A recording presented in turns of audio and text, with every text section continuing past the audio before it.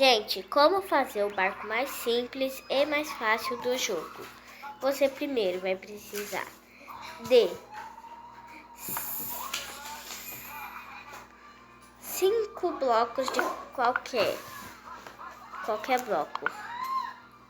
Você coloca uma cruz, faz assim e assim. Depois você pega esse bloquinho aqui, você vira ele assim, coloca ele aqui e depois que vocês fazem isso, gente, vocês vão colocar esse bloco. Você vai ficar aqui em cima, colocar ele. Ele vai ser o bloco mais fácil. Então, gente, você vem aqui e pega bem aqui esse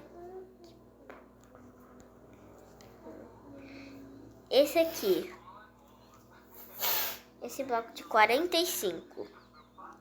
Depois você procura bem esse bloco que eu coloquei. E esse é um barco muito fácil, porque se vocês olharem ali no cantinho, vai ter tudo. A velocidade que eu vou passar esse aqui vai ser muito rápido só com esse barco. Esse barco é até que bem fácil, mas às vezes você pode tombar igual que aconteceu comigo. Mas eu consigo chegar até o final.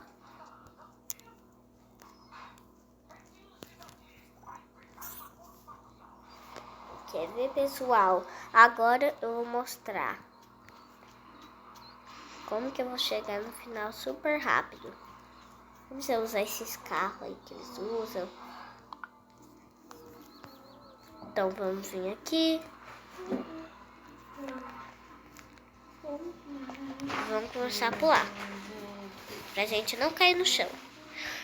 Porque se a gente cair no chão, a gente perde tudo.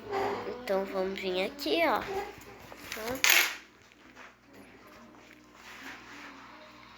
Viu? Chegamos no final. Aqui a gente para e desce bem aqui. Depois de você descer, você chega aqui no baú muito rápido. E agora você segue o baú.